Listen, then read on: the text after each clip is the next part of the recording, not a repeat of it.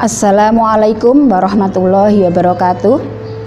Alhamdulillah, alhamdulillahi rabbil alamin, wabihi nasta'inu ala umurid dunia waddin, wassalatu wassalamu ala sayyidil mursalin wa ala alihi wa sahbihi ajma'in, amma ba'du.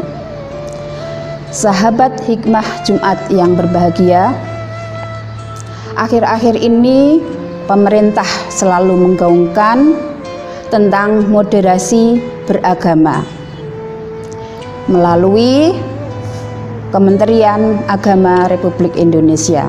Agama Islam adalah agama yang rahmatan lil alamin, yang mana semua itu terdapat pada ciri-ciri pada Islam, beda dengan agama yang lain.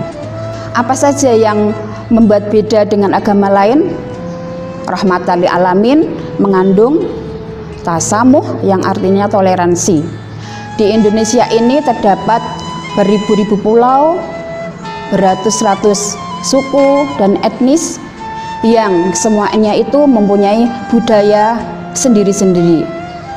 Oleh sebab itulah Islam harus mempunyai sifat tasamuh atau toleransi. Yang kedua adalah tawasud atau tengah-tengah atau moderat.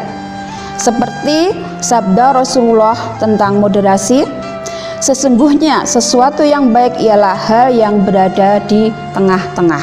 Dalam Al-Quran juga dijelaskan dalam surat Al-Baqarah ayat 143 yang artinya, dan demikian pula telah kami jadikan kamu umat Islam, umat pertengahan, agar kamu menjadi saksi atas perbuatan manusia dan agar Rasul Muhammad menjadi saksi atas perbuatan kamu. Kami tidak menjadikan kiblat yang dahulu kamu berkiblat kepadanya, melainkan agar kami mengetahui siapa yang mengikuti Rasul dan siapa yang berbalik ke belakang. Sungguh pemindahan kiblat itu sangat berat, kecuali bagi orang yang telah diberi petunjuk oleh Allah, dan Allah tidak akan menyia-nyiakan imanmu. Sungguh Allah Maha Pengasih, Maha Penyayang pada manusia. Itulah kenapa dalam Islam ditekankan untuk menjadi agama yang tawasud, karena sudah ada dasarnya dalam Al-Quran. Selanjutnya adalah ta'adil, artinya adil menempatkan sesuatu pada tempatnya, baik syariah, akidah maupun akhlak. Dan juga tawazun yang artinya seimbang dalam meletakkan sesuatu pada tempatnya, tidak berlebihan dan sebagainya. Sahabat hikmah Jumat yang berbahagia, bagaimana peran perempuan dalam upaya moderasi beragama? Peran perempuan sangat dibutuhkan dalam hal moderasi beragama. Yang pertama, sebagai seorang ibu, perempuan sebagai seorang ibu merupakan madrasah yang pertama untuk putra-putrinya. Dia mendidik dari dalam kandungan, setelah lahir, remaja hingga dewasa.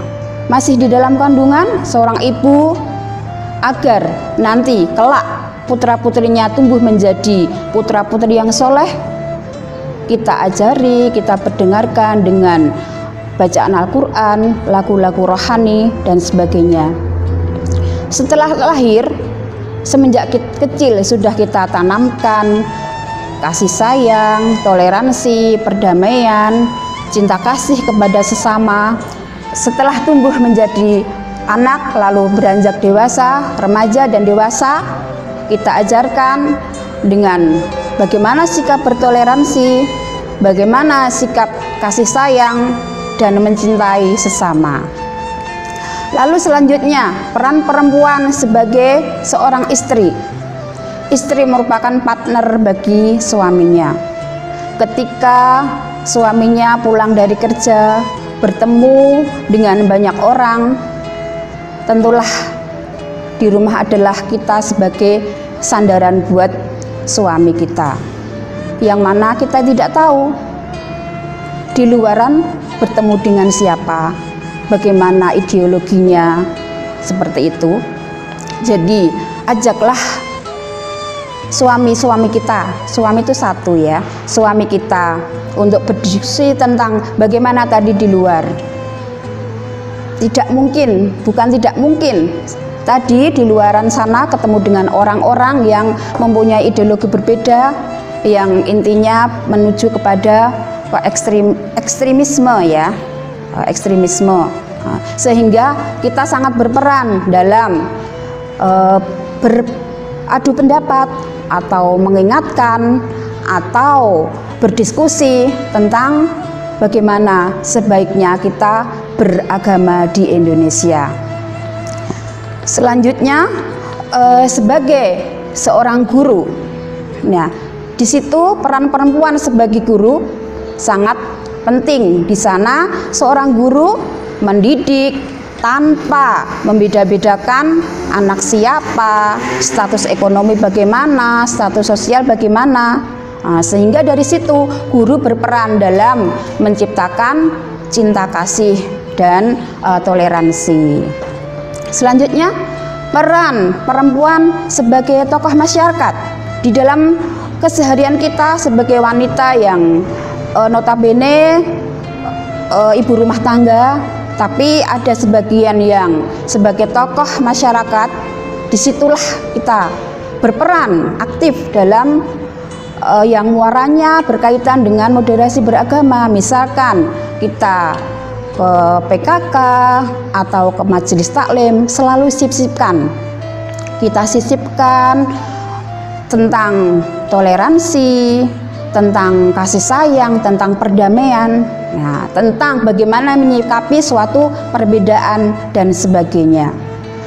Lalu peran yang selanjutnya yaitu peran perempuan sebagai tokoh ya, perempuan sebagai ahli dalam kitab yang keilmuannya baik, keilmuan agamanya baik.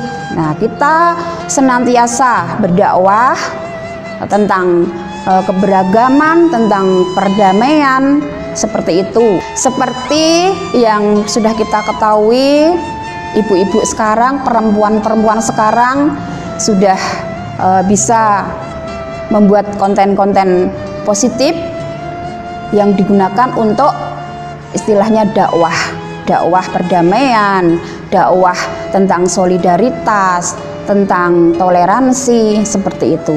Jadi perempuan memang jadilah tetap perempuan yang tangguh, dan semua itu harus ada dukungan dari para suami. Jadi ketika kita ingin berperan secara aktif, kita berperan baik di dalam keluarga maupun di luar keluarga, di dalam masyarakat, tentunya tidak lepas dari ridho suami, karena ridho suami adalah ridho Allah. Saya kira hanya ini yang bisa kami sampaikan. Apabila banyak salah kata, saya mohon maaf sebesar-besarnya. Wassalamualaikum warahmatullahi wabarakatuh.